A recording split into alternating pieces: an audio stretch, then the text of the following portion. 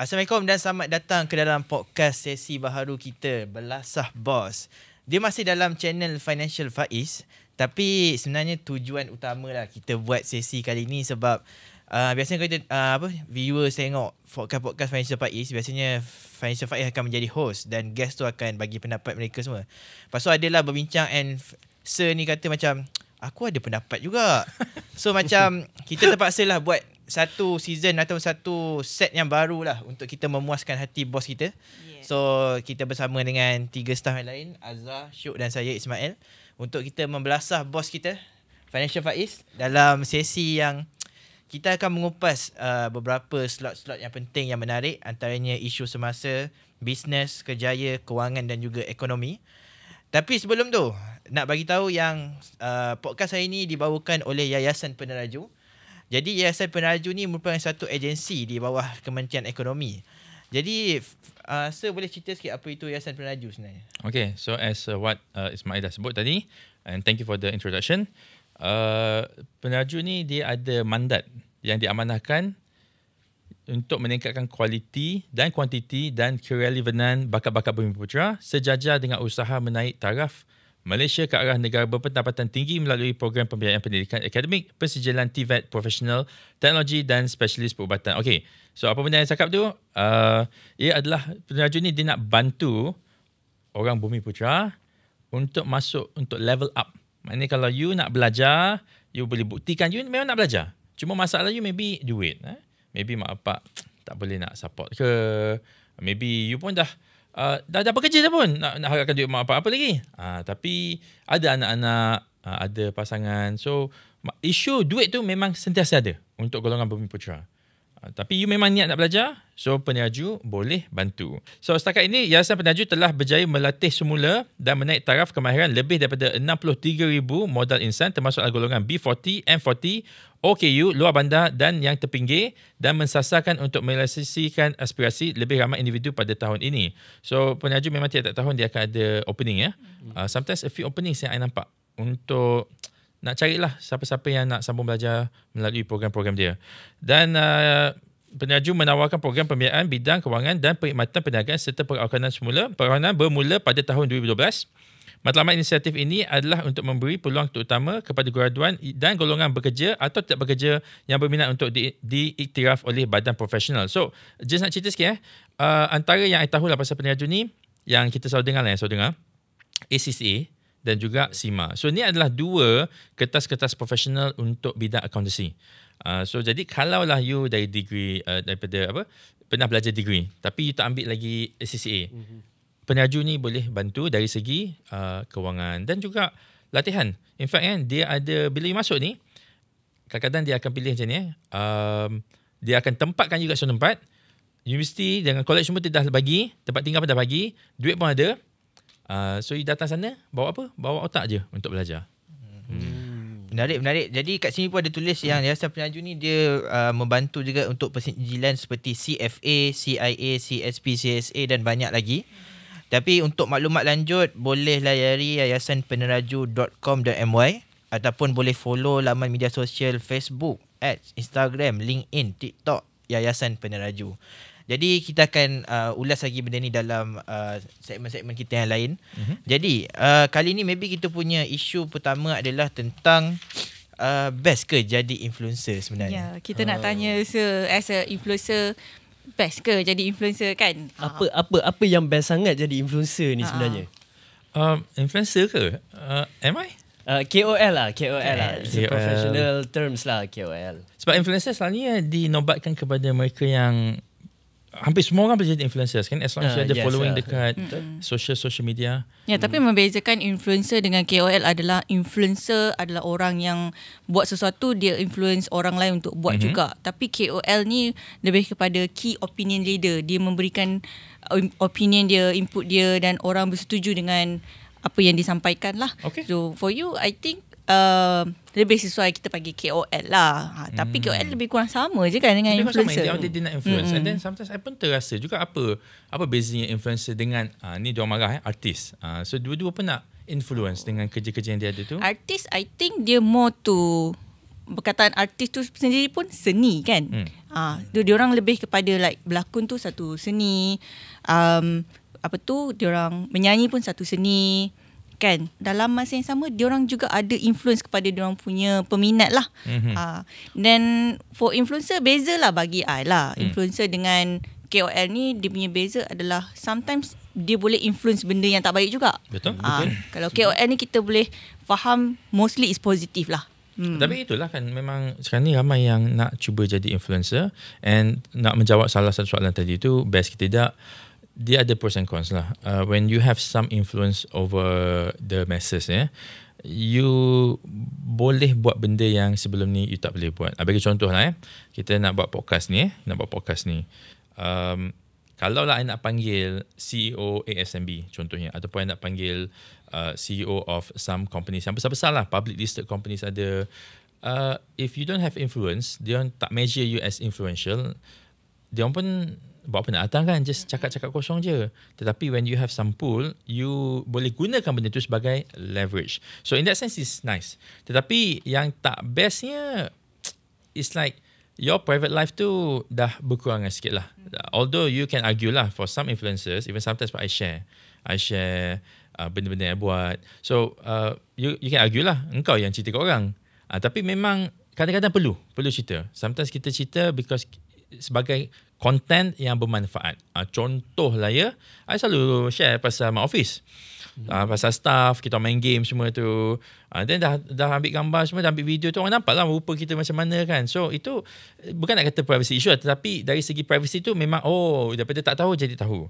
So kita try lah tak buat benda-benda yang controversial sangat kan, setakat menjerit-jerit terlalak main FIFA tu ada lah. Tapi kita buat benda tu apa? Contohnya nak tunjuk, okay, if you run a company, this is the things yang I buat. I benarkan my staff untuk main game. So kita bukannya share semata-mata, at least for me lah. Orang lain share sebab maybe nak dapatkan kontroversi. Itu dia punya cara dia influence lah. Okay, jadi influencer ni dia ada yang kurang baik, ada yang baik dan sebagainya. And kita sepatutnya jadi influencer yang baik lah. Tapi ada isu yang bila influencer tu dia cakap benda yang sepatutnya dia simpan seorang. Contohnya sekolah ni tak guna ke apa semua, sepatutnya dia simpan seorang. Tapi bila dia bercakap secara open and benda tu viral, dia menyebabkan influence ramai orang terpengaruh. And kesan tu dah mula nampak bila ada yang mula berani untuk tunjuk dia punya kekurang bijakan mereka. Dengan ada beberapa video yang saya lihat, dia dapat markah 7 dalam peperiksaan bahasa Melayu. And ada yang cikgu kot dia share yang ada banyak student yang dapat markah kosong. Maksudnya dia tak nak jawab langsung lah kan. Dia tak jawab langsung kertas tu, dia biarkan kosong saja. Ya, maybe dia rasa macam buat apa aku nak fokus, aku nak boleh jadi influencer buat duit. Jadi benda tu amat merisaukan lah. Jadi apa yang saya rasa? Okay, pasal yang influencer cakap sekolah tak guna tu, sebenarnya kalau kita bercakap dengan dia, kita boleh faham kenapa dia cakap macam itu. Bukan nak menangkan dia, bukan nak menangkan apa dia cakap. Tetapi you kena faham, setiap orang lahir dalam keadaan yang berlainan. Dia lahir dalam keluarga yang kaya. Dia lahir dengan muka yang orang kata handsome lah. To me, I tak tahu sangat lah macam elok rupanya. Biasalah. tapi okay fine. Maybe muka dia laku lah. Alhamdulillah. Suara dia pun, again, orang argue, orang pergi korek balik klip-klip lama waktu dia tersedak sikit tu. Tapi in general, suara dia boleh laku lah. Okay. So jadinya kita nak letakkan diri kita kepada dia, memang tak boleh lah. Sebab dia lahir dari keadaan yang berada. So dia boleh choose kalau aku tak sambung belajar, aku boleh dapat sekian. Dia dapat choice macam ni. Tapi orang biasa macam kita, even for me, because my parents taklah kaya sangat. My family members semua biasa-biasa, saya orang biasa je. Tak boleh buat that choice. Engkau tak boleh kata, tengok Bill Gates dia tak habis belajar. Betul. Bill Gates pergi masuk universiti tak habis belajar. Ramai yang pergi belajar kat US tu, dia belajar 1 tahun 2 tahun, dia berhenti. Sebab dia kata, aku boleh buat benda ni. Nampak tak dia buat apa? Bill Gates pergi buat apa? Microsoft. Lepas tu ada banyak lagi lah entrepreneurs kat US tu yang berhenti kerja, berhenti belajar, pergi buat company yang multi-billion company worth dia. Kita nak kata kat dia, dia berhenti belajar, aku pun nak berhenti belajar. Tapi apa kau buat? Kau berhenti belajar, kau kerja kat mana? Kalau kau berhenti belajar, kau pergi buat satu company yang not bad lah. boleh lah. Tapi kalau berhenti belajar, lepas tu sambung kerja dekat tempat biasa-biasa. Saya sebut contoh lah. Bukan nak merendahkan dia. Tapi ada kes-kes macam ni. Dia berhenti belajar. Lepas tu dia kerja dekat 7-Eleven, dekat Speakmart. Kerja halal. Tak siapa kata bentuk haram. Tetapi dia meninggalkan satu pathway yang default untuk orang biasa. Orang biasa. Kena faham keyword Asad bukan orang biasa. Kita punya Tengku Muda Johor pun bukan orang biasa. Kalau ada orang kata, Tengku Muda Johor tak sambung belajar, engkau nak compare dengan dia? Tak boleh lah. Dia kalau tak sambung belajar, tak apa. Dia ada advisors. Dia cuma, okay tak apa. I've made my decision. I'm not going to spend 4 years to buat benda ni sebab I dah buat benda ini daripada umur 14 tahun, 15 tahun. Dia boleh. Kita jangan, bila kita nak dengar apa untuk bercakap macam Asad masalah, sebut nama masalah Asad ni, dia punya podcast tu, dia potong-potong. Itulah risikonya bila kita pergi kat podcast orang.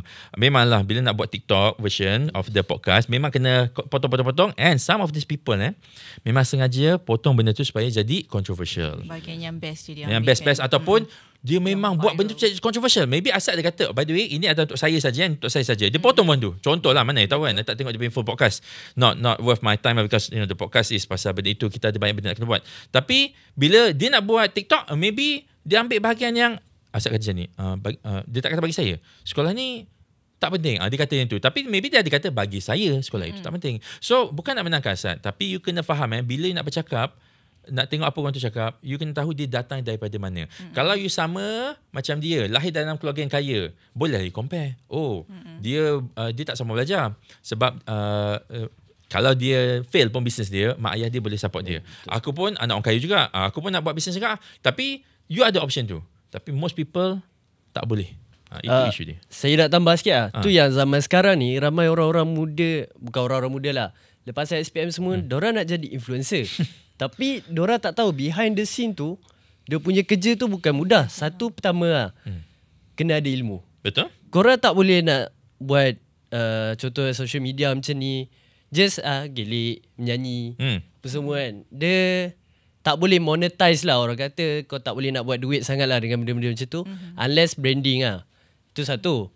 Lagi satu, kalau ada ilmu ni, basically dia tak adalah mudah, tapi dia memudahkan lah. Sebab bila korang ada ilmu, korang cakap, orang akan dengar tau. Sebab korang ni berpengalaman, ada ilmu. So behind the scene tu lah, ramai orang tak nampak yang nak jadi influencer ni bukan mudah lah. What you talking about is substance. You kena ada substance. Lepas tu masuk TikTok, IG, Facebook, YouTube semua ni cumalah you punya, apa dia panggil lah, media untuk keluarkan you punya substance tu. Zaman dulu susah. Let's say kita ambil satu contoh Dr. On Akbar Ali. He's my doctor lah, just cerita lah. He's my doctor, and you Google Dr. On je, keluar nama dia Akbar Ali tu. So Google, nampak lah dia ada 500,000 plus followers. TikTok dia tak pernah menari. Aku tak pernah tengok dia gelik macam mana.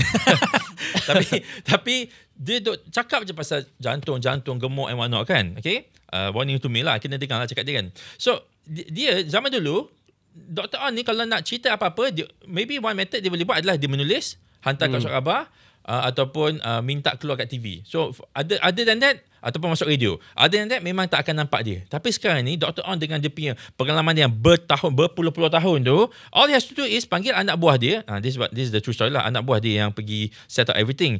Dia maybe set up everything, dia tekan record, hantar kat anak buah dia, anak buah dia pergi edit. So and then terus publish. So all of us ada a method to keluarkan diri kita kepada hayat ramai.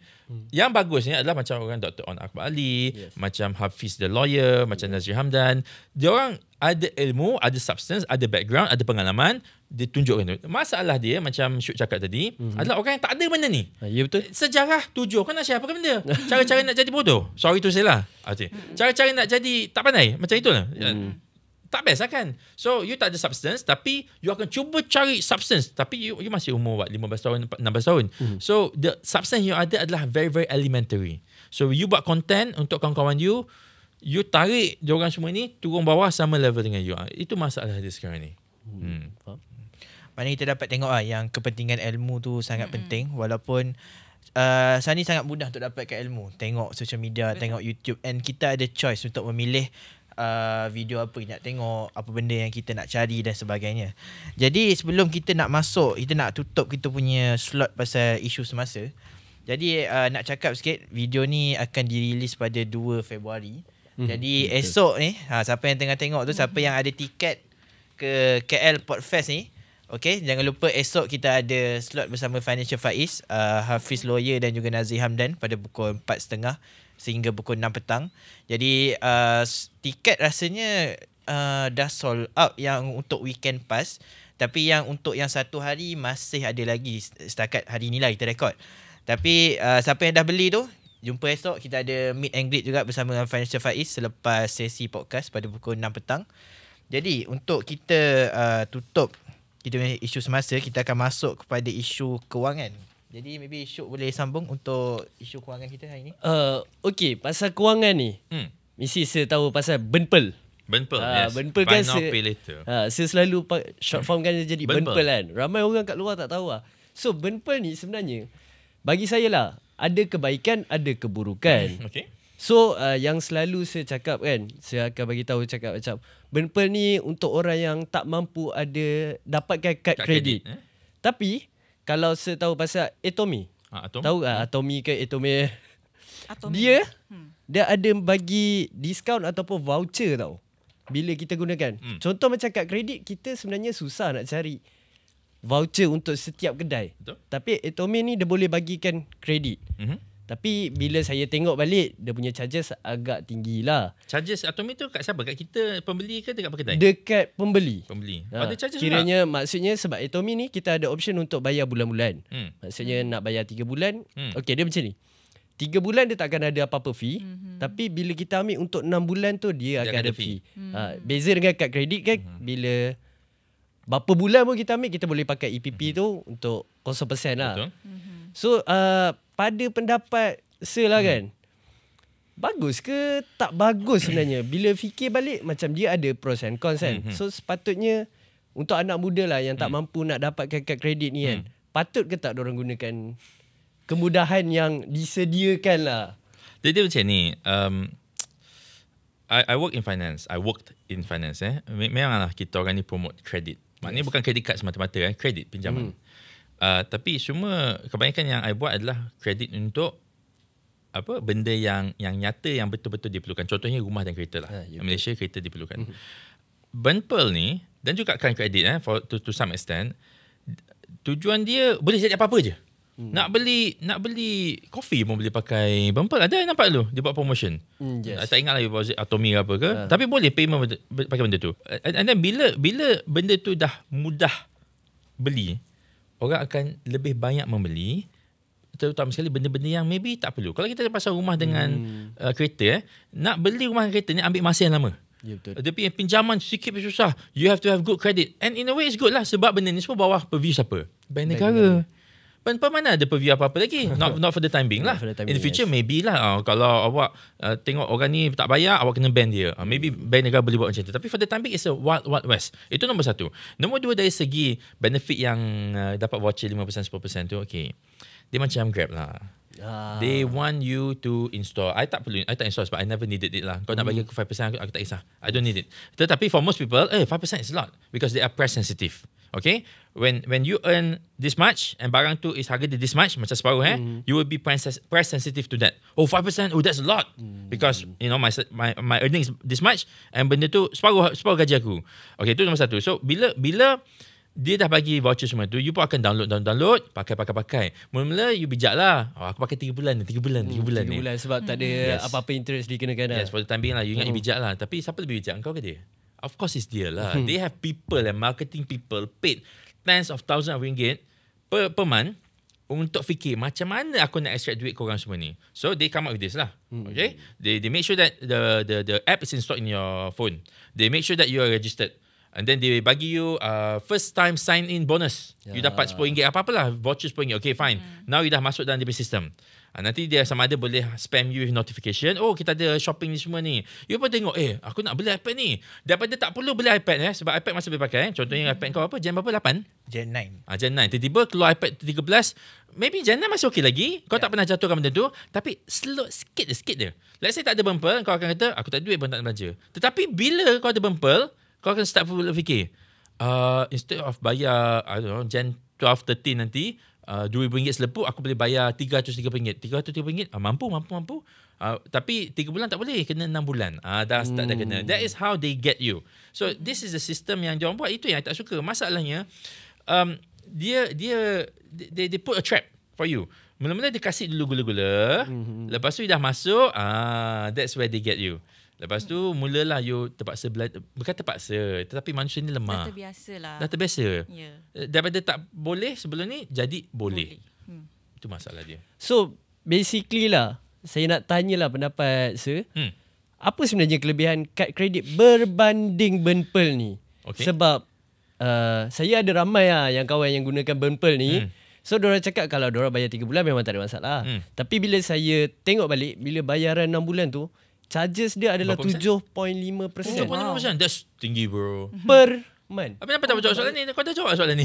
So saya nak fahamkan lah. Okay, fine. Sebab Atomy pun dah ada kelebihan dia. Adalah macam voucher. Banyak lah kalau Again just to stop this sekejap nanti you sambung balik. All these vouchers are temporary. yes. This is something yang Grab riders yang I pernah cakap sebelum ni, they found out after 5 years ago, macam-macam vouchers. Bukan untuk kita saja, untuk riders. Yes. Dapat duit raya lah, puasa pay voucher lah, macam-macam. Incentive.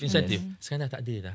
The moment the company dah grab you by the balls, you dah buat full time. Mana ada orang full time Atomy kan, tapi semua benda nak buka Atomy. Nak bayar pakai Atomy. And then ada point system maybe. Waktu tu aku tak boleh pakai credit card, nanti aku tak dapat points daripada Atomy. Contohlah. So by the time dia dapat benda tu, nak keluar dah tak boleh. Itu voucher pay system. Go back to your soalan tadi sikit. Apa tadi? Kelebihan kredit kad. Okay. So apa sebenarnya kelebihan kad kredit ni berbanding Burnpal lah? Sebab sebenarnya ramai lagi yang tak faham cara penggunaan kad kredit ni. Apa kelebihan kad kredit ni kan? So maybe saya boleh terangkan simple way lah, cara paling senang yang orang nak faham apa sebenarnya kelebihan kad kredit ni daripada Burnpal tu. To be frank, before the Burnpal, kad kredit dah ada lama. Yes. So, dia benarkan you ada satu revolving credit lah. Maknanya, I bagi you pinjam RM10,000. You tak payah pakai sekarang ni. You boleh pakai bila-bila masa sahaja. Dah pre-approve. Tapi the moment you pakai, every single day you lambat bayar, you akan dikenakan charge bunga atau profit lah. Tapi kalau you bayar dalam grace period of kalau tak salah 20 days after the date of the statement, you tak payah bayar any bunga atau profit pun. So pakailah macam you anggap benda tu extension of your wallet. Itu nombor satu. You tak payah bawa cash, you belanja. Habis sebulan dapat statement, terus bayar in full. Itu nombor satu. Nombor dua is that emergency. Most people tak adalah RM5,000, RM10,000 dalam poket. Tiba-tiba perlu pakai benda tu, boleh terus swipe. Tapi kalau nak bandingkan Burnpal, to be honest, Burnpal ni benda baru. Dia similar, dia nak bagi kredit kepada orang. Tetapi dia memberikan dia dalam bentuk yang dia nak lawan dengan kad kredit. Dia nak, apa dia panggil lah, nak disrupt lah. Berjaya atau tak berjaya, susah nak cakap. Sebab kad kredit nak dapat sikit pun susah. Ya, betul. Okey, gaji kena lebih RM2,000 kalau kat Malaysia. Umur kena 21. Itu RM2,000 tu minimum je. Kadang ada bank RM2,000 dia tak pandang. Apa nak bagi orang minimum. Kita at least RM2,500. Tapi Burnpal, wah, tak ada gaji pun boleh pakai. Macam tu lah. Tak ada gaji, lepas tu I see dah settle. So it gives a lot of easy credit. Okay, so untuk orang yang tak mampu untuk ambil kad kredit, Burnpal is the best thing ever lah. Aku nak beli that Xiaomi Redmi. Nampak aku sebut Xiaomi Redmi sebab if you tak mampu pakai kad kredit, pakai Xiaomi Redmi je lah. Tapi Atomy tu dia boleh as e-wallet ke beli dekat kedai? Boleh. Maksudnya kita pergi kedai, kita dah ambil barang apa kita nak. And then kita cakap je nak pay with Atomy. Nanti kita buka QR, dia akan scan. Tapi kena ada duit ke? Selalu e-wallet punya function kita ada duit dulu dalam tu. Kalau tak silap saya lah, sebab saya pun tak pernah pakai. Ada limit lah. Tapi first dia akan ada limit, macam Shopee Pay Later pun ada limit kan. So which is also a Burnpal. Burnpal. So Atomy ni dah ada limit, tapi kita kena linkkan kita punya debit to the account. So untuk dia akan boleh buat direct debit lah tiap-tiap bulan. So macam tu lah. Itulah salah satu cara dia secure maybe. So dia membenarkan orang yang tak layak untuk dapat kad kredit untuk dapat kredit. Okay. What is above kad kredit? Typically is personal loan lah. Maybe dia orang dekat kad kredit lagi susah daripada personal loan. Duduk susah sebenarnya. Duduk unsecured loan. Duduk unsecured kan. Yeah. Atas dia orang is rumah, kereta semua. Tapi typically kalau gaji kau RM1,500, very susah nak dapat any loan. So dia membenarkan orang yang tak layak untuk daripada kacamata bank dan bank negara untuk dapatkan benda ni. So that's a problem lah. I bukan nak apa dipanggil? Nak generalize. Tetapi kalau income kau rendah, Okay. In general, engkau punya literasi kewangan adalah rendah. Bila kau benarkan orang yang literasi kewangan ni rendah untuk dapat kredit yang 2 kali ganda gaji dia akan buat apa? Dia akan Membelilah. dia akan pakai, dia akan spend. Daripada sebelum ni tak boleh beli that Xiaomi Redmi Note 11, sekarang dah boleh beli. Okay. And then lepas tu dia pakai, dia bayar ke tak bayar tu, that's where bumper will get you. Macam kau cakap tadi 7.5%. Okay. Tapi lah kan, contoh macam orang yang gaji-gaji rendah ni kan, kan orang contoh gaji 1,500. Tapi orang dengar video pula kan, cakap pasal kredit ni adalah untuk jaga kita punya cash flow, betul tak? Kad kredit. Kad kredit, which is any credit lah, basically untuk jaga kita punya cash flow. Daripada kita bayar selepu, baik kita bayar monthly. So contohlah kalau 1,500 ni, tapi diorang bijak untuk gunakan burn pearl tu, diorang gunakan untuk 3 bulan saja. Kiranya bukan big purchase lah. Maksudnya macam contoh beli tripod RM60 kan. Tiba-tiba nak beli tripod, nak jadi influencer Beli contoh. Okay, betul. Just make it a joke. Beli tripod RM60. Daripada diorang bayar RM60 selepuk, baik diorang split 3 bulan, at least tak ada kena charges. Adakah itu langkah yang bijak ataupun hanya perangkap daripada burn pearl tu sendiri? It can be both. Okay. I always see the best in people. I always try to say, please be the best version of yourself. Sebab kalau kau dah ambil RM60, bagi 3, baru RM20 sebulan, gaji RM1,500 boleh bayar. Boleh. Aku jamin kau boleh bayar. Nak tak nak saja. So the best way is to do that. Betul? Memang betul. Tetapi isu dia adalah most people are rather weak. Sebab apa Sekarang ni dia bayar RM60 sebulan. Alamak, daripada RM1,500 jadi RM1,440 je. Itulah baki duit aku untuk belanja. Nak beli lagi satu tripod. Kau nak beli kamera pula RM200. Kamera apa RM200? Mikrofon lah RM200. Tak boleh beli bulan ni lah, beli bulan depan. Okay. Tetapi kalau dah ada burn pearl ataupun even EPP daripada kita nampak kita spend 200 sampai 60, kita boleh bagi terus 260 tu bagi 3 bulan. Dan kita akan beli banyak sampailah RM500 sebulan. Kita ingatkan RM500 sebulan ni tak apa, RM500 sebulan aku dapat semua barang ni. Tapi kita lupa RM500 sebulan ni kita kena bayar untuk 3 bulan yang akan datang. And benda ni berlaku even to me lah. Even to me. Dulu waktu I pakai EPP macam swat. Lepas tu nak beli rumah. Lepas tu alamak, banker kata, engkau hutang banyak sangat kat kredit. I said, EPP berapa banyak aku hutang ni? Dia kata RM30,000. RM30,000 aku EPP. Apa benda aku beli? Bila fikir balik, aku tahu lah. Okay, beli handphone tu, beli laptop ni, beli semua benda-benda kerja lah, office lah. Macam ninja kan? Macam ninja. But of course lah, I ada duit untuk settlekan debt hutang. Anda bagi tahu banker aku dah settle semua. Tapi tak tutup credit card lah. Just bagi tahu dia, sebab bank yang sama untuk apply for the housing loan dengan tu. But benda ni boleh buat sebab I memang ada duit tu saja. I tak nak pakai duit tu sebab duit tu diletak dalam ASB untuk dapatkan pulangan. Tapi bila you cakap pasal yang orang bergaji rendah, and then kita cakap pasal easy credit, lepas tu kita cakap pasal kena bayar tiap bulan, can they do it or not? I rasa susah. I takut dia belum start apa-apa. Kehidupan dia belum start lagi ni. Dia dapat first job ni kat kilang apa ke, kat Speedmart apa ke, RM1,500. Okay lah, respectable, minimum wage, kerja halal. Tapi dah start swipe. Bukan swipe lah. Berapa apa? Tap. Tap ke wave ke. Tap wave. Lepas tu, bila dah susah, mulalah dia akan berguling-guling jadi masalah yang lebih besar selepas itu. Snowball effect lah. Snowball, yes. Ya, like you said lah, sebab diorang baru je nak mulakan kehidupan. Diorang tak ada ilmu tentang the ground, how it works apa semua. Dia lagi mudah untuk buat kesilapan kewangan. Daripada buat yang kebenaran. Ya, and then burn pearl tu, Tommy lah contohnya kan. Dia tak ada filter anything, macam gaji ke apa tak ada kan. Anybody even easy a credit lah. Siapa ada kad kredit, siapa ada IC, ada IC je dia dengan cukup. kad bank debit biasa boleh je macam tu. Senang kata mudah untuk masuk lah. And then kalau you perasan dalam bahasa Inggeris, debt yang installment tu dia panggil service your debt. Maknanya bayar installment tu service your debt. Debt serve. You kena berkhidmat pada you punya hutang. Nampak tak? Dia create habit lah sebenarnya. Dia create habit. Walaupun nampak installment tu rendah. Betul. Macam saya cakap tadi lah. Mula-mula kecil. Lepas tu nanti lagi besar. Satu benda ni sebutlah cost my mirth. Kan dia kau dapat gaji sebulan. Typically Malaysia gaji sebulan. Kalau kerja insurance maybe dapatlah 2 minggu sekali. Tapi dia bahagi 2 lah, bukan apa pun. Tapi cost my mirth punya iklan tu, dia tak cakap pasal installment sebulan. Kalau tak salah, dia tak cakap pasal installment seminggu pun. Dia cakap sehari. RM2 sehari untuk beli TV.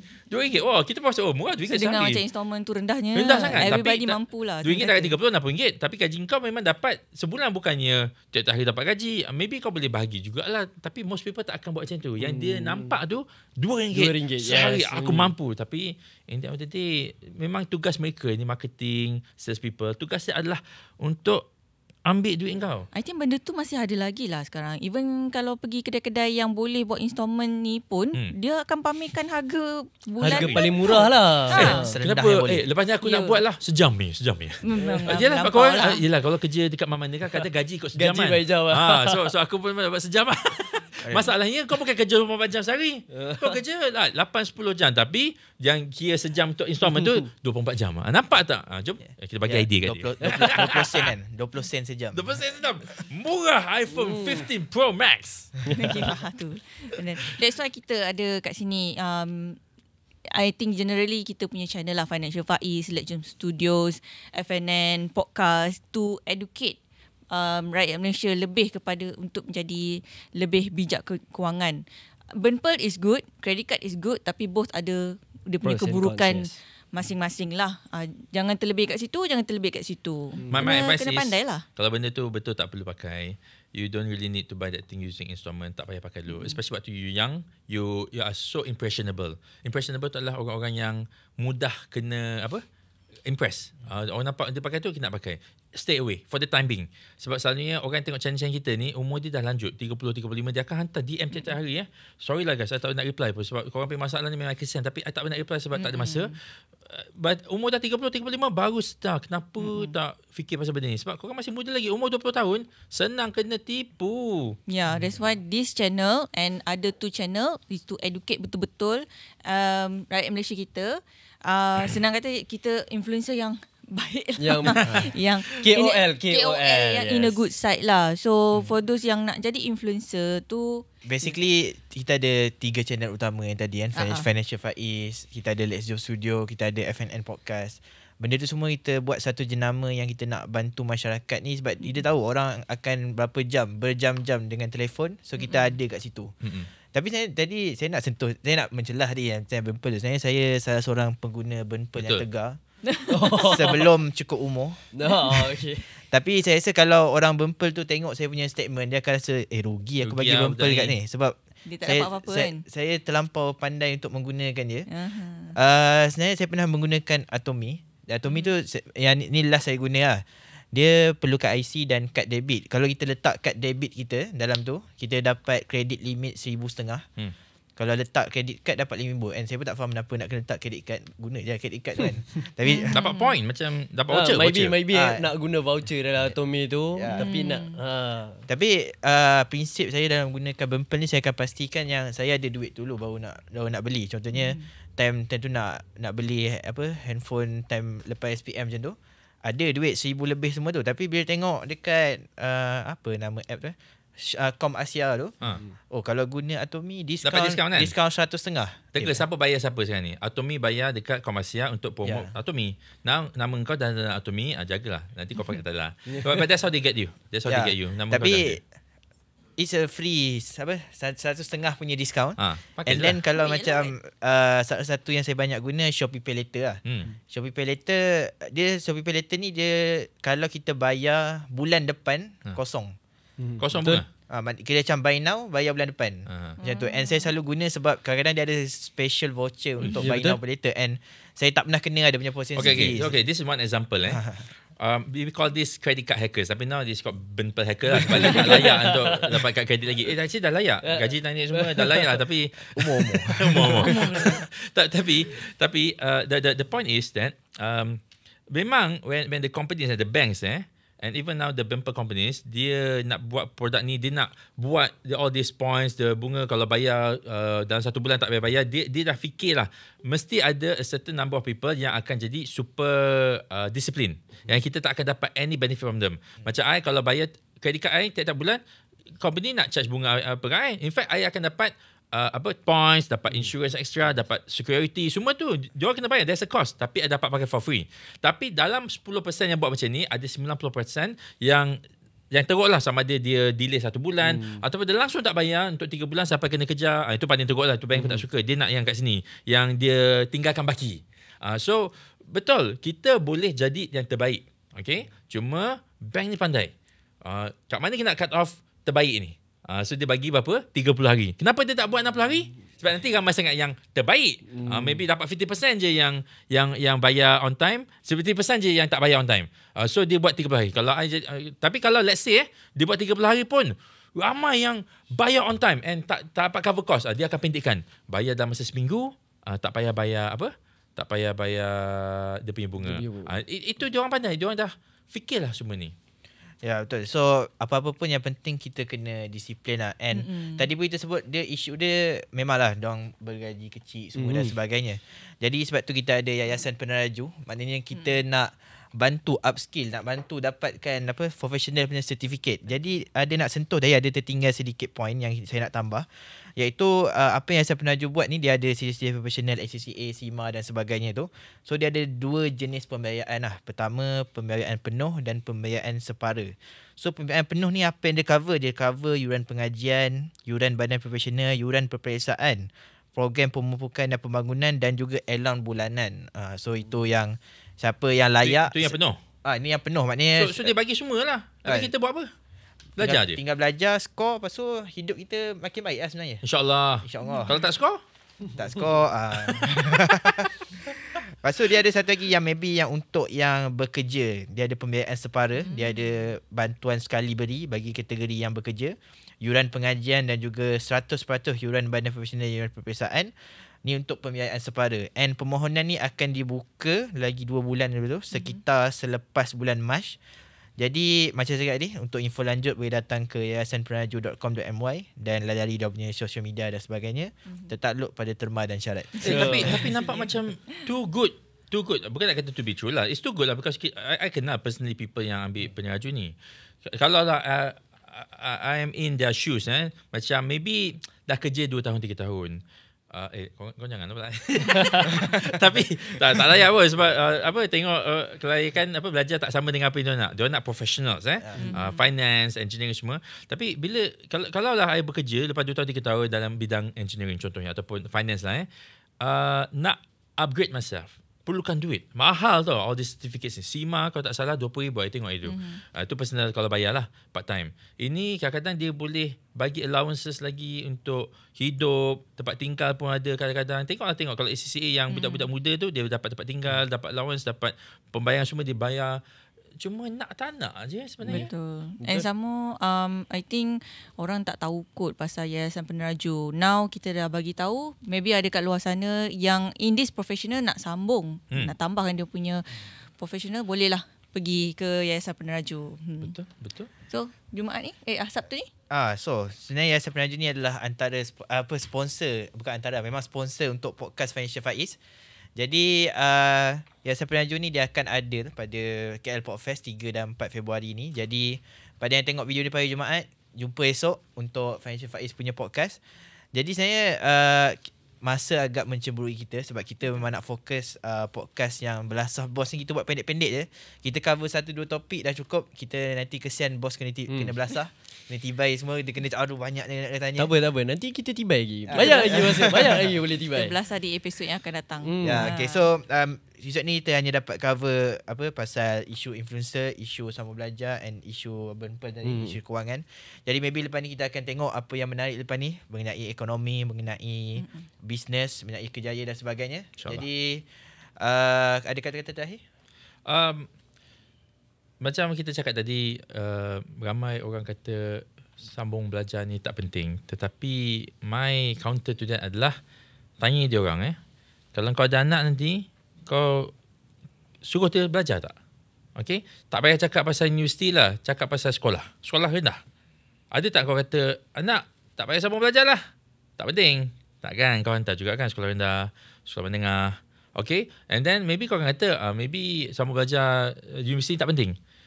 Maybe, tapi kena tengok lah. Kena tengok kau boleh providekan something untuk dia tak? Kalau tak boleh, ataupun kalau kita jawab sendiri tak boleh. Kalau aku tak sambung belajar ni, aku setakat kerja-kerja biasa. Aku tak ada business. Aku tak ada influence. Aku muka tak handsome. Then, ambil the default route. Sambung belajar. Especially kalau dah ada peluang. Because bukan semua orang boleh dapat peluang ni. Ada orang maybe lah dari segi dia punya warna kulit dia ke, tak dapat bantuan itu, tak dapat bantuan ini. Dari segi family dia tak boleh nak bayar duit ke. Tapi kita ada peluang, kita ambil. At least lah masuk dalam degree. Sebab dekat luar sana there is a glass ceiling tau between yang ada degree dengan yang tak ada degree.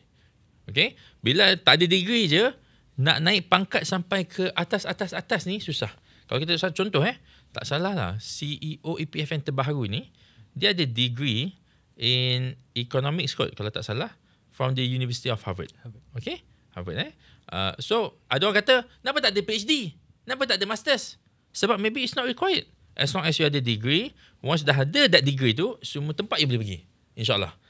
So kalau dah sama belajar tu, habiskanlah sampai ke degree kalau boleh lah. Tak ada paksaan, depends you punya situation. Tapi janganlah sekali kata pembelajaran ni tak penting. Okey, terima kasih pada calon-calon SPM yang tengah menjawab soalan tu. Siapa yang mana atau ada yang tengok kan. So dengarlah nasihat tu semua. Jadi kita akan berjumpa lagi dalam sesi yang akan datang, maybe bersama dengan staff-staff yang lain pula kita akan bawa untuk kita apa yang ada yang tak puas hati dengan bos kita pada kali ini. Jadi itu saja pada kali ini. Sekian, terima kasih. Assalamualaikum. Assalamualaikum guys.